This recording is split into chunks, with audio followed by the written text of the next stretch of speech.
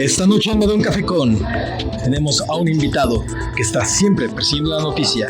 ¿Qué nos puede decir al respecto, señor? Que esta persona es un gran presentador y también un gran reportero. Así es, esta noche en Me da un café con tenemos al gran y único Raúl Rodríguez Cortés.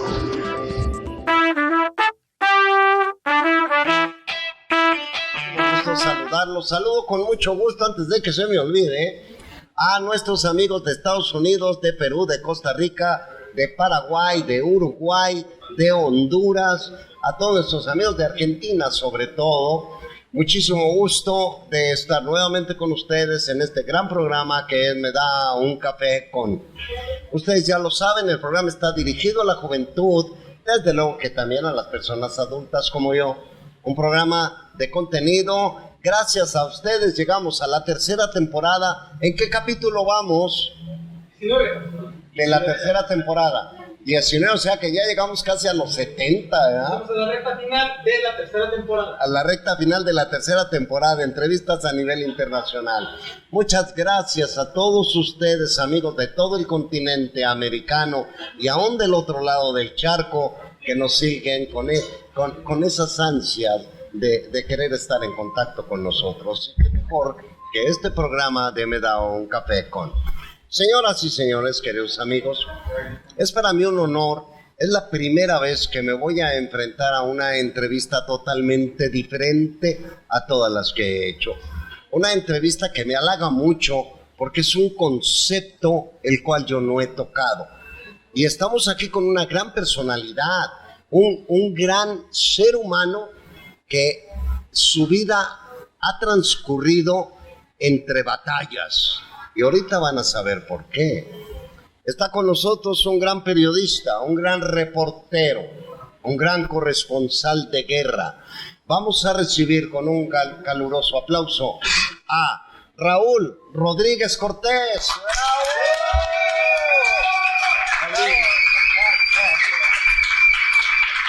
Eso, vamos a hablarnos de tú. Vamos a hablarnos de tú, Gabriel. Somos jóvenes y guapos. Pero por supuesto, ¿verdad? Sí, claro. Me da mucho gusto. La verdad, es la contaminación. La contaminación. Ese señor siempre está enfermo. Ajá. Me da mucho gusto. No, el gusto es mío. Mil gracias por la invitación. Gracias Raúl.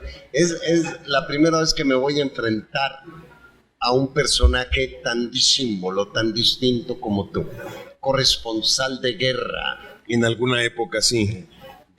Estuviste en Afganistán, sí. en la guerra, en la época de sandinista, también. No en Nicaragua, sí en El Salvador. En El Salvador, sí. Fue como la siguiente pieza del dominó que se hizo así. ¿No? Ya no, ahorita vamos a hablar cómo te fue entre los balazos, ¿verdad? Corresponsal de guerra. 40 años dentro del medio, imagínense nada más, periodista en radio y televisión. Premio Nacional de Periodismo, ganado en 2 ocasiones por su programa o su reportaje Entre dos fuegos. Fíjense qué interesante, cómo transcurre la vida de una persona así, ¿no? Que estar escribiendo y luego enfrentarse a las batallas. Inició como mensajero en El Sol de México, reportero en El Heraldo de México, corresponsal de guerra durante la Revolución Sandinista, la Guerra del Salvador y en Afganistán. Ha cubierto catástrofes, ha cubierto conflictos sociales. Imagínense nada más. Coordinador de información del noticiero de Joaquín López Dóriga desde 1999. En fin, yo puedo extenderme muchísimo hablando de esta gran personalidad que viene a engalanar. Te faltó decir que con episodios de estrés postraumático. Episodios de estrés postraumático. Ya nomás vamos a hablar de todo eso, amigos, la verdad. Cronista, locutor, conductor de noticias en TV Azteca, Televisa, Foro TV, además de columnas en El Gráfico y en El Universal. Muy bien. Raúl, te quiero hacer una pregunta. ¿Tú iniciaste en un banco? ¿Trabajaste en algún banco? Sí, A ver, te voy a contar algo. Mi papá era trabajador bancario. Ajá. Mi papá, que también tenía esta como doble forma de enfrentar el tema del trabajo, porque mientras trabajaba en un banco, era contador público, se decantó en sus horas de la tarde, noche, para dar clases en la universidad. De manera que él disfrutaba mucho esa parte, digamos, académica. Como trabajador bancario había una promoción anual en la época de vacaciones que permitía a los hijos de trabajadores bancarios durante el periodo vacacional de verano entrar a trabajar medio tiempo, apoyar ahí en alguna sucursal bancaria, en algún departamento. Ajá. Y te ganabas unos quintos. De manera que, en efecto, trabajé durante 2 años en las vacaciones de verano en el Banco Nacional de México. Muy joven. Muy chavo, o sea, tendría 15, 16 años. ¿Cómo te inicias en el periodismo? En el periodismo, porque la experiencia de haber trabajado en el banco, que bueno, yo agradezco profundamente por la enseñanza que implica disciplinarte, cumplir con un horario, etcétera, pues nada más no se me daba, ¿no? Con todo respeto para mi jefe, ¿no? Pero pues no me gustaba, ¿no? Entonces se planteó que en las siguientes vacaciones pues, no iba a estar de vago, ¿no? Que qué me pondría a hacer. Y entonces a mi papá se le ocurrió, tenía un amigo también contador público, que era el contador general de todavía era la organización García Balseca. Ajá, el coronel García Balseca. Del Sol de México. Del Sol de México. Entonces, su cuate, que era el contador de la compañía, le pide a mi papá chance de que en las vacaciones trabaje. Entonces ahí entró a trabajar de ayudante a la edición del mediodía del Sol de México, ¿no? Entonces yo entraba a trabajar a las 6 de la mañana, ¿no? El periódico se estaba editando metiendo a rotativas tipo 10 de la mañana, y estabas empezando a circular a las 11, 11 y media de la mañana de ese mismo día. Entonces, ahí empecé, y ahí fue la manera como conocí, digamos, la vida en esa actividad, en el oficio, ¿no?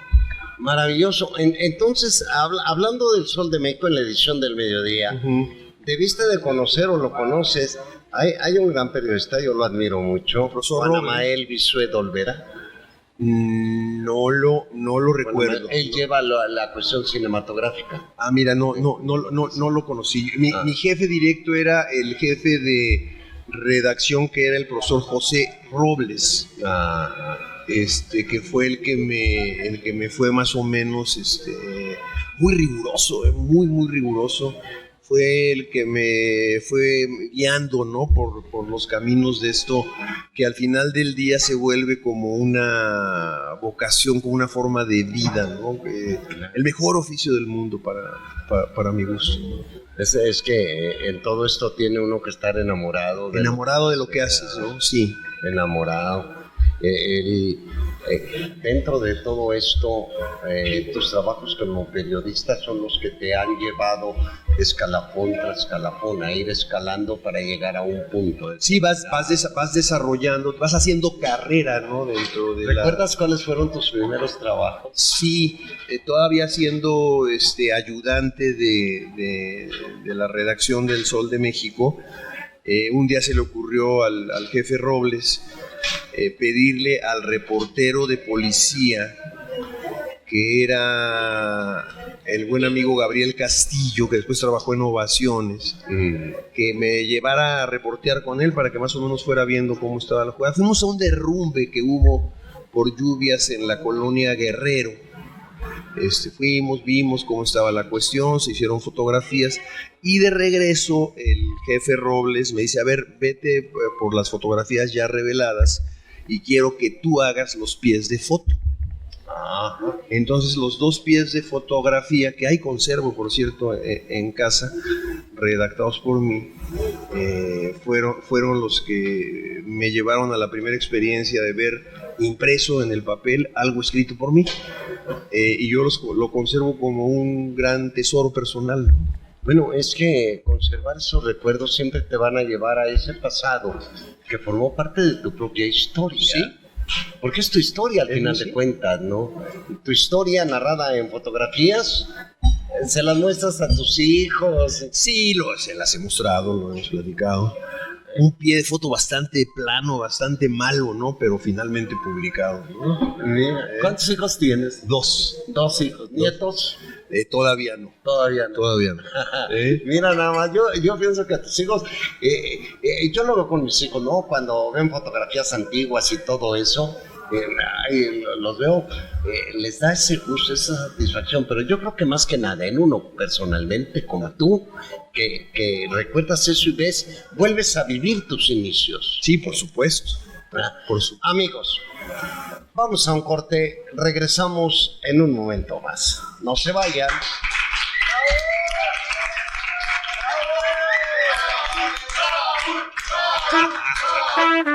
No se muevan porque seguimos aquí en Me da un café con. Estamos de vuelta aquí en Me da un café con.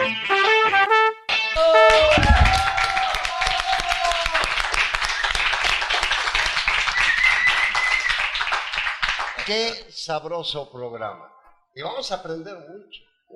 Si ustedes supieran lo que yo estoy aprendiendo. Mi estimado amigo Raúl, hay una pregunta que vale la pena hacerla. Vale la pena hacerla. Entre la diferencia que puede existir entre el periodismo de antes, digamos cuando te iniciabas, al de ahora, debido a la tecnología, ¿qué tanto ha cambiado? Ya ha cambiado de una manera enorme. A ver, rápidamente y pequeños ejemplos. 1, cuando nos mandaban a hacer alguna cobertura fuera de la Ciudad de México, para transmitir tu información, tus notas, te daban una tarjetita, una como abono de Telecom, que entonces era todavía de la Secretaría de Comunicaciones y Transportes, para que pudieras acceder a los servicios de teletipos en donde estuvieras. Entonces ahí picabas tu cintita, ¿no? Hacías tu nota, la picabas y transmitías por teletipo, ¿no? Esa es una de entrada, nada más para que veas.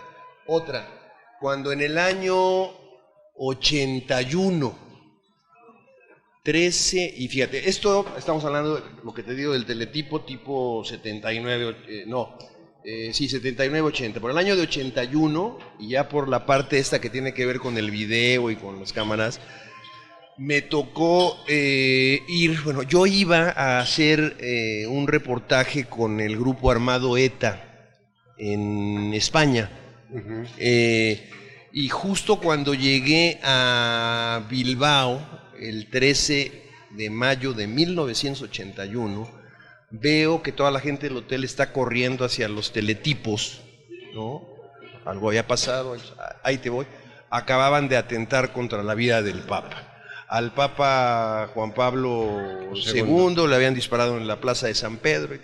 Y entonces me mueven de Bilbao de inmediato pues a Roma, ¿no? Para hacer la cobertura del atentado.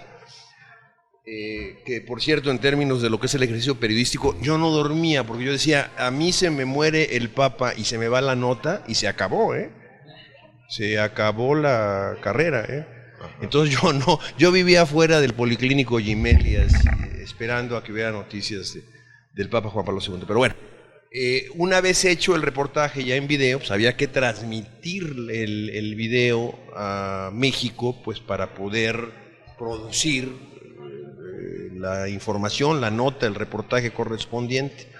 Fui a la RAI, a la radio y la televisión italiana, donde por fortuna encontré un buen amigo que me ayudó. Era carísimo sacar una señal de video desde Roma y además complicadísimo porque no sé si sepan que los sistemas de televisión en Europa y en el continente americano son diferentes. Hay un sistema NTSC que es el que se manejaba y creo que se sigue manejando en América, y hay un sistema PAL que es el que se maneja en Europa. Entonces de entrada había que hacer una conversión de PAL a NTSC. Después había que largar una señal a un monte, el equivalente al que tenemos aquí, donde están las antenas, pues. El Chiquihuite.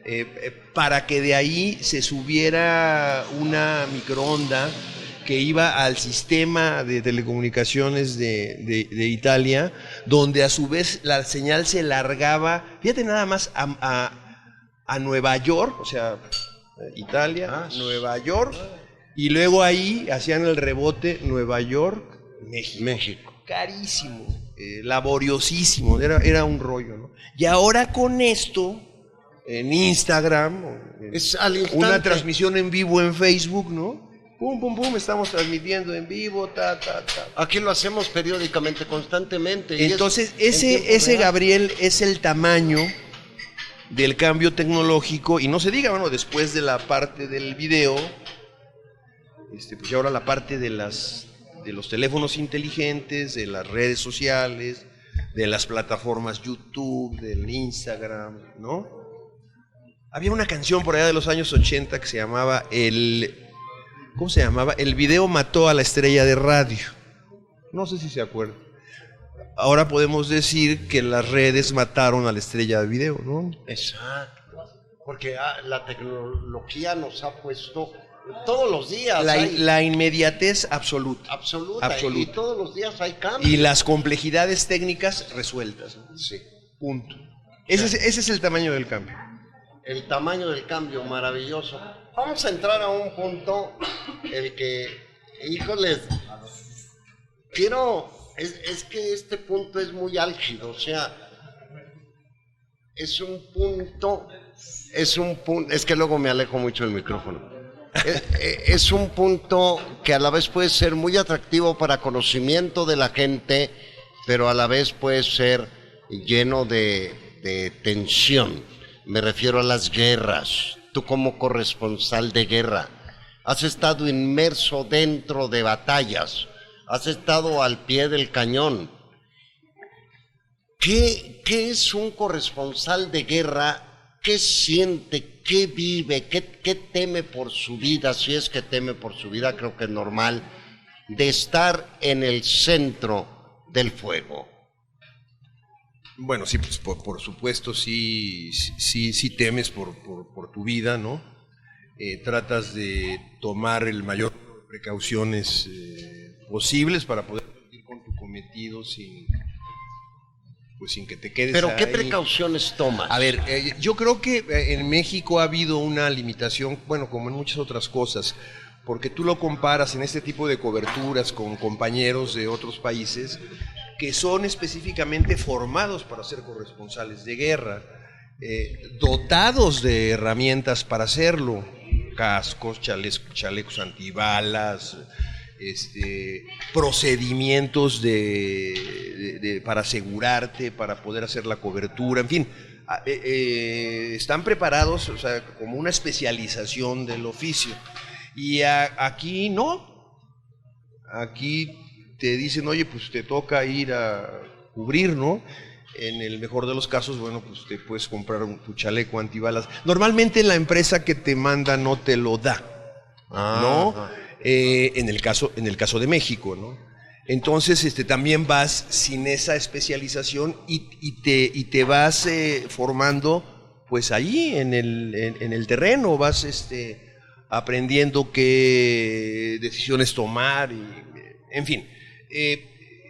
Han sido momentos en los que inclusive ha sido diferente el tipo de conflicto armado que a mí me ha tocado cubrir, porque no era lo mismo estar cubriendo un procedimiento creciente de guerra de guerrillas, como ocurrió en El Salvador, y que fue evolucionando de tal manera hasta que el movimiento insurgente fue capaz de plantearle al ejército salvadoreño una guerra de posiciones, o sea, ejército, no esta estrategia bien documentada, bien desarrollada por Ernesto El Che Guevara, por cierto, en el que se van dando golpes estratégicos al gran poderío militar.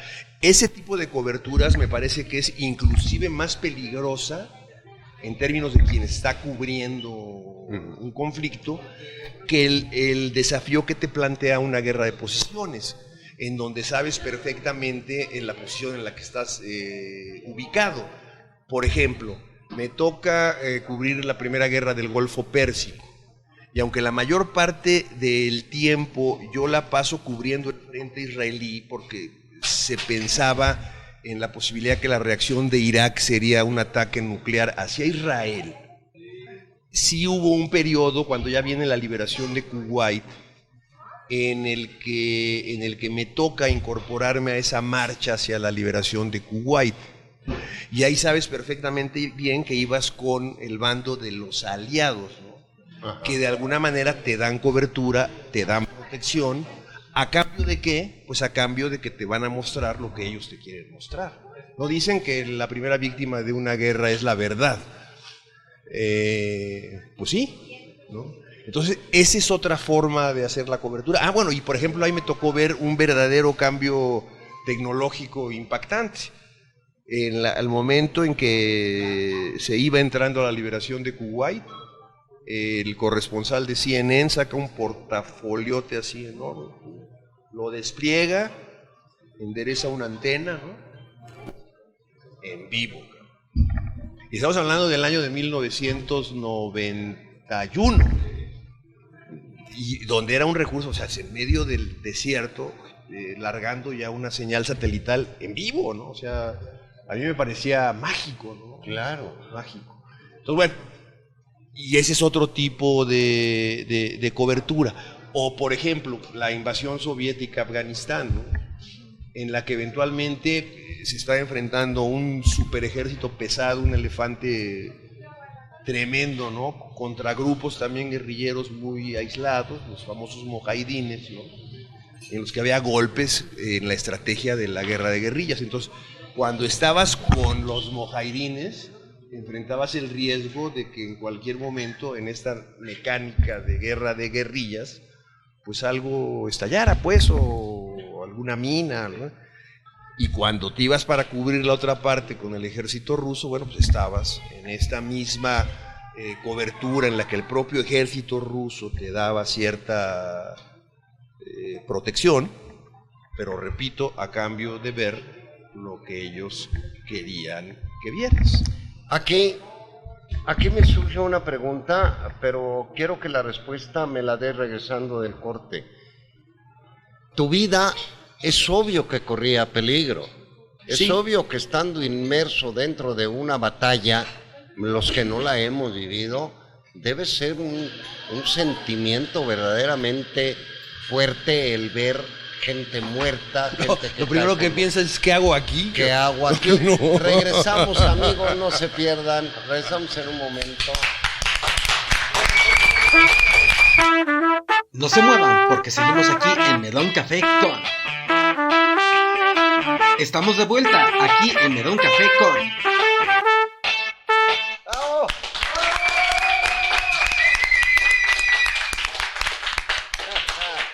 Ya estamos de vuelta. Había una pregunta que se había quedado en el aire y esperamos la respuesta. A ver, recuérdame la pregunta, porque La soy de pregunta corta es- memoria. Ya las neuronas me fallan. ¿Algún momento en el que verdaderamente hayas temido por tu vida como corresponsal de guerra?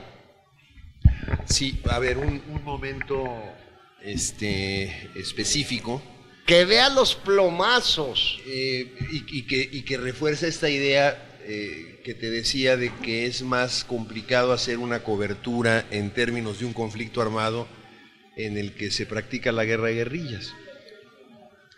Esto ocurrió en San Salvador.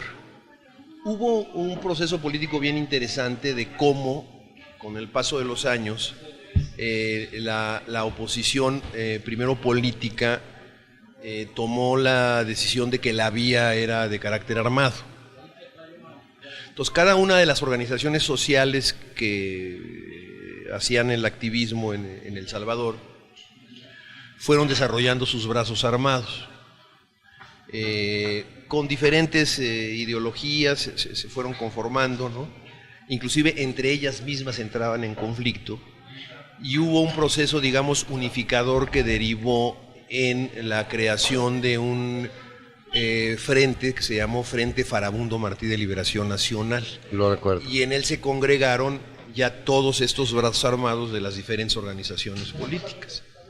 Hubo un proceso unitario que, digamos, se firmó o se hizo público a través de una manifestación enorme, que se hizo en el centro del Salvador. Yo nunca había visto tanta gente, yo creo que sí era más de 1 millón de gentes marchando.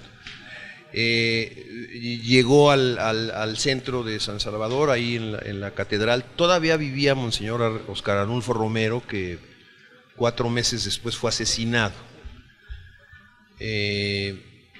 Entonces, bueno, la manifestación iba marchando y de repente se soltó un tiroteo. Había francotiradores del ejército, de organizaciones armadas de derecha, que también las había. Eso fue el antecedente de algo que se llamó Arena, que después llegó a gobernar El Salvador. Pero bueno, el caso es que sobre la manifestación empezaron los disparos.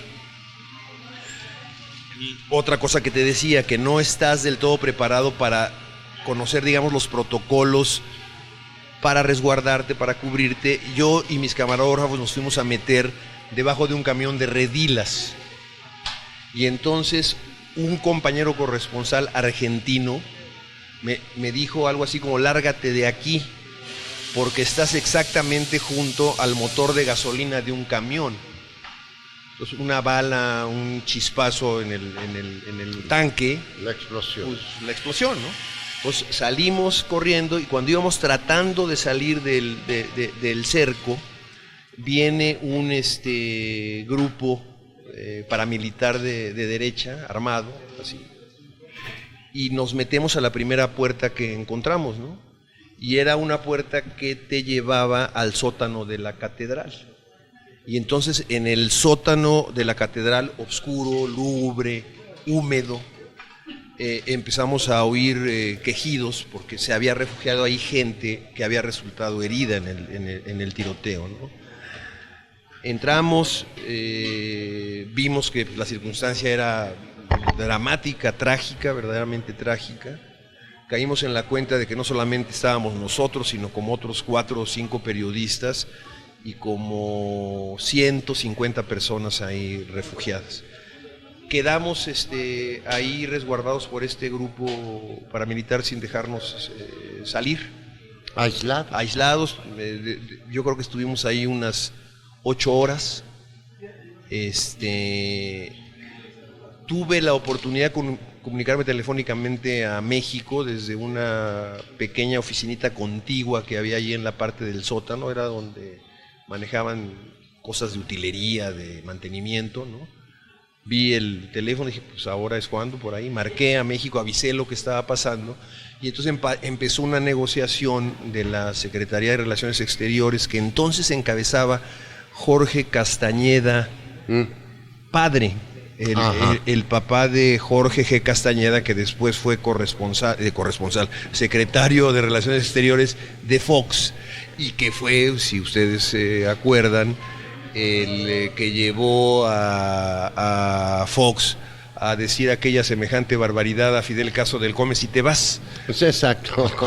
Bueno, entonces la Secretaría de Relaciones Exteriores inicia una negociación que finalmente deriva en la salida de este grupo de compañeros y de los 150 refugiados, algunos de ellos heridos, mal heridos, por ahí en horas de la noche, 8 o 9 de la noche, ¿no? Y se negoció para que el gobierno salvadoreño diera garantías de que pudiéramos salir de ahí sin mayor daño. Pero en el transcurso de esas 8 horas sí hubo momentos en los que pensé que ya había valido, ¿no? O sea, qué terrible, que ahí ¿no? quedaba. Sí, difícil, fue una experiencia difícil, pero que dio lugar a, digamos, la parte central de aquel programa Entre Dos Fuegos, que nos dio la oportunidad de ganar el Premio Nacional de Periodismo. Excelente, maravilloso. Esa me imagino que fue tu cobertura más difícil de todas las que has tenido. Sí, yo creo que fue la más complicada. La más complicada, Sí, sí. pero que te dejó una gran lección de vida. Y una gran experiencia para futuras coberturas. Sí, desde luego. ¿Consideras que los valores de la sociedad actualmente están igual que antes o han cambiado mucho los valores? Me refiero a los principios, a todo eso que ha mermado muchísimo a la sociedad, ¿no? Los cambios han sido muy radicales, ¿no? Yo creo que en términos de valores, estamos hoy peor que entonces.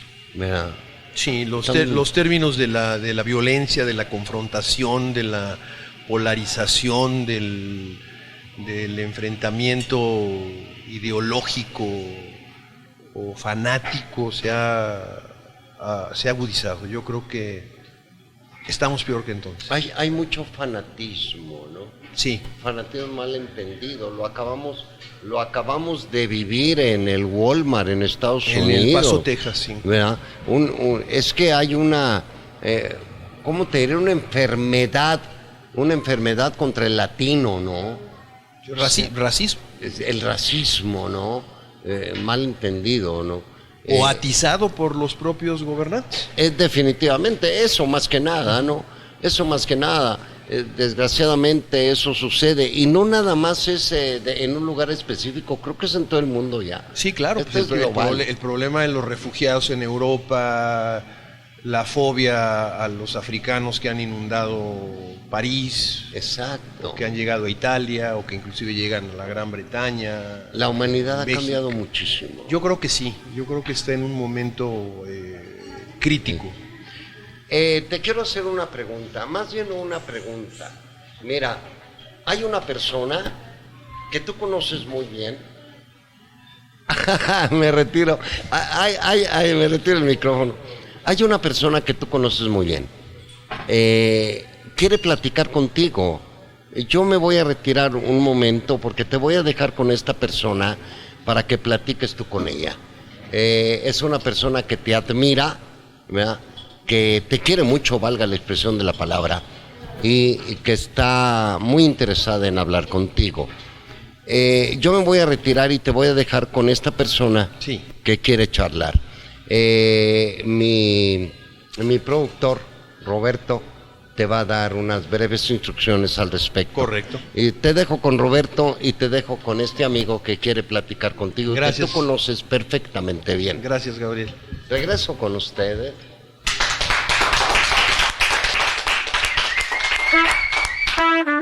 No se muevan porque seguimos aquí en Me da un café con. Estamos de vuelta aquí en Me da un café con. Pues no sé cómo empezar a platicar contigo. Debo suponer que eres un chavito como de 12 años y has tenido una vida buena, feliz, bien respaldada, bien cobijada por tus padres, pero que a lo mejor en el proceso de educación, sin que en esto haya ánimo de crítica o de reproche, usaron demasiado la advertencia del miedo para frenar tus ideas, tus sueños o inclusive tus gustos.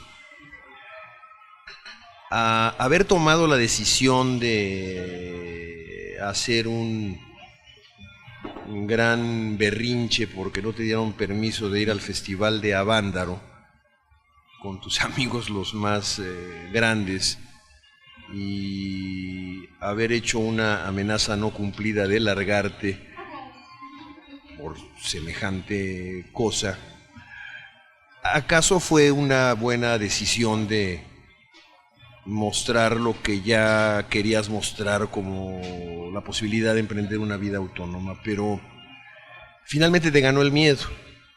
Y a lo mejor el miedo no siempre es el mejor de los consejeros, aunque déjame decirte que con el transcurso del tiempo y con la parte que me tocó y te tocará vivir por consecuencia, el miedo no siempre es del todo un mal consejero, ni es necesariamente sinónimo de cobardía.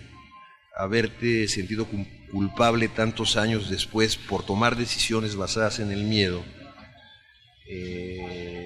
han permitido caer en la cuenta de que finalmente el miedo no es sinónimo de cobardía, sino que el miedo puede ser sinónimo de inteligencia, y sin duda alguna es un mecanismo que te permite sobrevivir y salir adelante, siempre y cuando no sea el factor que te frene para la consecución de tus ideales. Yo por ahí me iría con el consejo: te equivocaste en hacer del miedo a la vida un factor central de decisiones probablemente equivocadas, pero que al cabo del tiempo y por fortuna se convirtieron en una herramienta que es la que te ha permitido salir adelante, sin que sea sinónimo de cobardía, en muchas de las decisiones que te tienen hoy donde te tienen. De manera que esa sería la recomendación, el consejo que te daría, niño.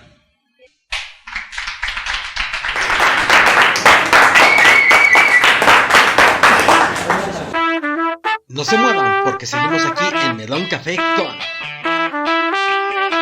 Estamos de vuelta aquí en Medón Café con... ¿Qué tal? Muy buenos días, me presento, mi nombre es Ben y les saludamos desde el Estadio Nesa, hogar de los Toros Nesa. Y me acompaña como siempre el comentarista Raimundo. Di hola, Ray. ¿Qué tal? ¿Cómo estamos?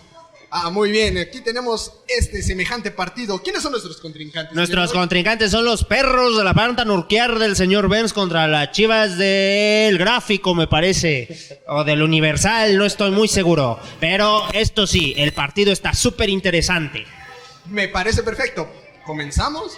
El partido ya empezó desde hace rato, como podemos ver. El centriño. Claro, quisieron empezar antes de tiempo, no nos esperaron a que nosotros empezáramos a narrar, quisieron esperar antes de tiempo, pero pues bueno, mire, aquí podemos ver que el blanco se la pasa al de blanco, luego se la regresa al de blanco, luego se la pasa al otro de blanco, y luego se la sigue pasando al de blanco, ¿verdad? Claro que sí, este juego se parece que es únicamente de pases únicamente. Aquí podemos ver que tiró y no le atinó. Esto es como hoyo en uno, yo creo, ¿no? Claro, es que... Ya, cabe mencionar que este deporte es de los más antiguos del mundo, ¿verdad? Sí, claro, como el badminton, claro. A ver, aquí podemos ver una falta. Acaba causado una falta. ¿Por qué sucedió esto? Yo creo que se quiso poner en modo de defensa, licenciado, y no le atinó. No le atinó. A ver, aquí va tiro. Ahí dice que va reversa. ¿La negará? No sé, vamos a ver si la niega, vamos a ver. La negó. Ay, en las meras nalgas. Ay, ¿qué pasó ahí? ¿Qué hice? Ay, a ver, un problema técnico. Tenemos un problema técnico. Parece ser que los jugadores se quieren ir a su casa. Digo, ya no quiero jugar. Ya no quieren jugar. ¿Es mi balón? Yo, como cuando las cascaritas, claro, como tiene que ser, ¿verdad? Como tiene que ser. Claro. Gana, ¿y cuál gol gana? Vamos 24-0. Hijo de tu... Entonces, el partido, hubo una falla en la Matrix, ¿verdad? Claro que sí. Entonces, seguimos con el blanco se la pasa al siguiente blanco, que es el centriño se la pasa se la quita, ahora nadie quiere el balón, ahora sí lo quieren, ahora corre, vamos, esto es mejor que Supercampeones, ¿verdad? Aquí tenemos al porteriño, agarrando el balonciño, aventadiño. El otro jugadorciño de blanco sigue corriendo y ya no quiero seguir que siga corriendo, así que diga usted algo, señor. Pues, ¿cómo le digo? Siguen corriendo. Y se la tiró al porteriño y el porteriño la paró. Y no es algo. Entonces se la pasa a su jugador amigo, me parece, son del mismo color. Y que la saca. Y la sacó y no la enseñó. No. Envidioso. Es un envidioso, claro. A ver, aquí tenemos por parte del azul de nuevo. Se la pasa al centriño, el delantiño se la pasa al defensiño nuevamente y se la quita. Se la quitó. Entonces seguimos. Se la quita, oiga, y si se la quita, ¿por qué no se la pone? Me pregunto yo. Si se la quita, ¿por qué no se la pone? ¿Cómo te puedes poner un balón? Dígame usted. No, pero que se la quita y que no se la pone. Ok, me está confundiendo mucho, así que sigamos. Bueno, entonces, en este caso podemos ver que el otro jugador se la pasa al otro jugador, luego se la regresa al otro jugador y se la quita. Pero la recuperó. La recuperó y entonces seguimos avanzando con ese jugador blanco. Se acerca peligrosamente, quiero que va a anotar un touchdown, No, eso fuera de lugar. Oye, no. Gol de campo. Y la metes gol. Eso no fue gol de campo, mi. Eso, ahí es gol de campo, ¿no? Vamos a hablar con los especialistas. Señor especialista, ¿eso no era gol de campo? ¿No? Creo que no aplicaba. El árbitro dice que no. Muy bien. Entonces seguimos, el blanco va atacando de nuevo el azul se la quita y se la pasa al defensiño, al delandiño, creo que es el delantiño, el otro delantiño se la regresa al defensiño, el defensiño avanza y se la vuelve a pasar al otro centriño, y el centriño avanza y casi, estamos viendo, creo que se lastimaron los pies porque los dos lo hicieron al mismo tiempo, entonces parece ser que el juego está muy peligroso, claro que sí. Es un juego muy peligroso, mucho herido. Claro, mucho herido. Yo he visto que se la pasan tirándose al piso. Neymar se la pasan. Neymar sabe yo, sí, claro. Yo he visto muchos partidos de ese hombre. También. Un actor de primera. Ese hombre se debería de ganar un Oscar. Un Oscar verdaderamente. ¿Cómo vamos de tiempo? 29 minutos. Van 29 minutos. 29, 45, 50, 60, 30. Comentador. Dígame. ¿Qué pasó? ¿Está tranquilo? Sí, estoy bien. Ok, sí. Bueno. Es que estaba contando los segundos, pero parece ser que cuando cuento los segundos el tiempo se acelera, licenciado. Pues es que... Y va acelerado. Mírelos, cómo van acelerados ellos también. Van corriendo. Parece ser que el partido está en un punto muerto, seguimos 0-0. Parece que nadie ha anotado touchdowns, nadie ha querido hacer canastas. Parece que hubo rebelión, se atacó a sí mismo el equipo azul. Ahorita sale el centro, sale el jugador del centro, tira el balón en modo de defensa y termina su turno, señor. Claro que sí, entonces ya le tocó el turno a él, me imagino. Claro. Ahora cambian de turno, parece ser que todavía está en su turno, parece que todavía está en el turno de trae el balón. Va a ser, mire, ahí va a ser Mira esa jugada,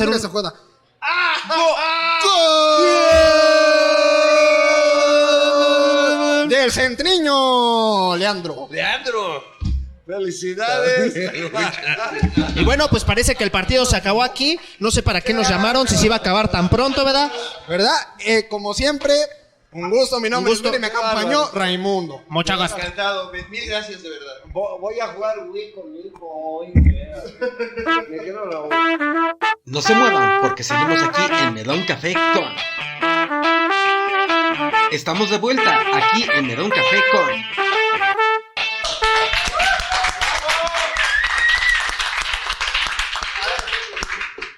Yo voy a hacer una pregunta que desde hace rato me estoy mordiendo la lengua. Me voy a meter probablemente en camisa de 11 varas, pero ni modo, yo no me aguanto y la voy a hacer. Mi estimado Raúl, ¿cómo te fue con Díaz Ordaz? Pues me fue como al país, regañado. Ocurre que, había pasado ya la tragedia de Tlatelolco, él había dejado ya el poder, y finalmente cuando se reanudan las relaciones diplomáticas con España, el entonces presidente López Portillo lo designa embajador de México en España. Al conocerse la designación, se organiza una conferencia de prensa intensa en relaciones exteriores, donde se hablaron de muchos temas necesariamente relacionados con el tema de Tlatelolco, de la masacre. Y el mero día que él toma avión hacia Madrid, se organiza otra conferencia de prensa en el salón oficial del aeropuerto. Yo cubría entonces para el Heraldo de México la fuente del aeropuerto. Estaba bien chavillo, estaba chavalillo. Entonces ya en la conferencia de prensa se me ocurre preguntarle un poco así irritado y en términos de recriminación por qué había procedido como procedió con los jóvenes de Tlatelolco. La pregunta fue directa a Díaz Ordaz. Directa a Díaz Ordaz. Y entonces él se me quedó viendo con este gesto duro, agrio, autoritario sin duda alguna, y me dijo algo así como: muchachito, si yo no hubiera procedido como procedí, usted no estaría aquí.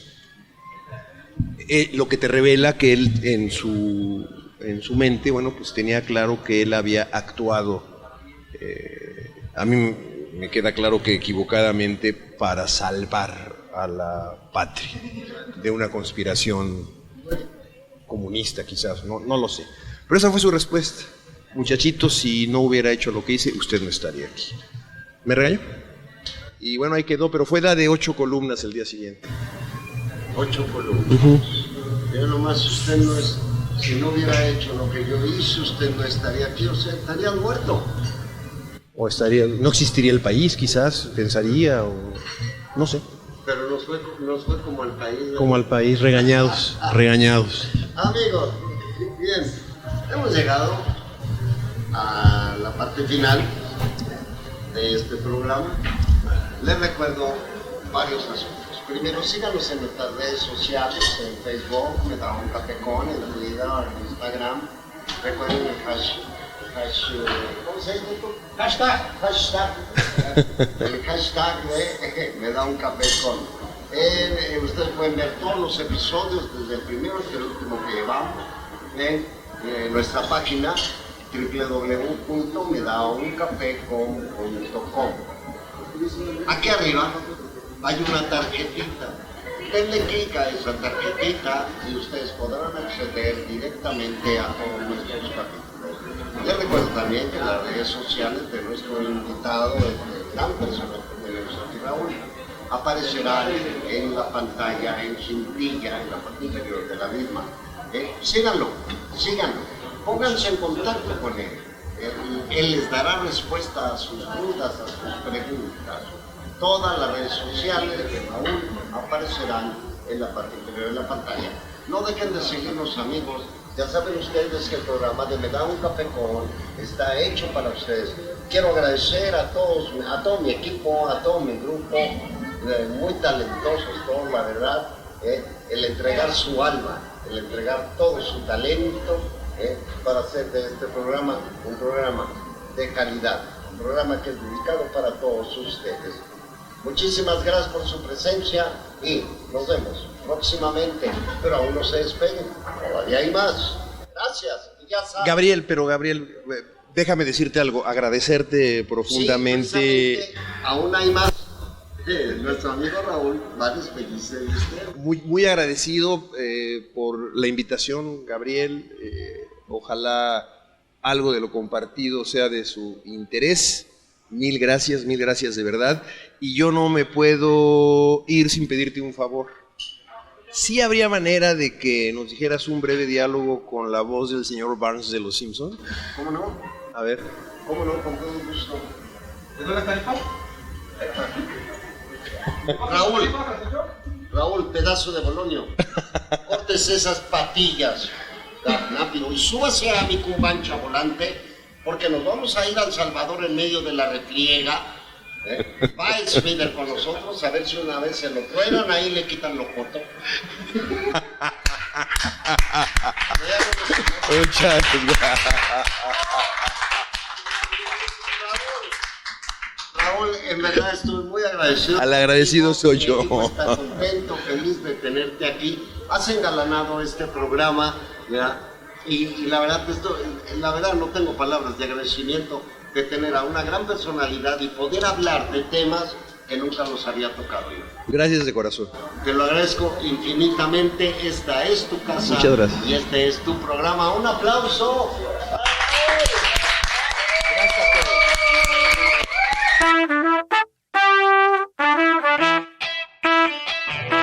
Muy bien, Coffee Lovers, hemos llegado al final de un capítulo más. Ahora con el gran señor Raúl Rodríguez Cortés, el cual nos enseñó y nos dio un poquito de clases de historia de México, de El Salvador y de grandes partes del mundo. Y obviamente tenemos que agradecerle a todos ustedes, queridos Coffee Lovers, porque sin ustedes no sería posible este programa, así como a las instalaciones del Café de tus Ojos y a nuestros patrocinadores que son Maullarte y Kigari Seed. Y bueno, esto es todo por nosotros y nos vemos en la siguiente taza de café. Hasta pronto.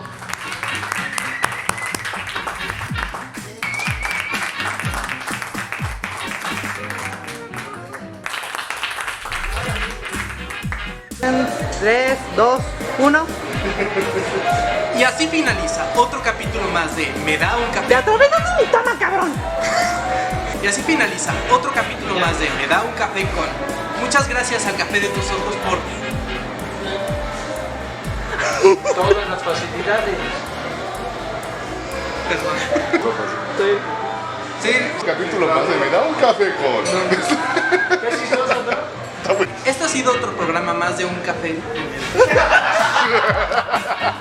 Obviamente ha sido uno de los programas más especiales que hemos tenido y obviamente con uno de los mejores periodistas y reporteros que ha tenido nuestra historia. Porque obviamente Quiero agradecerles a Nestanza.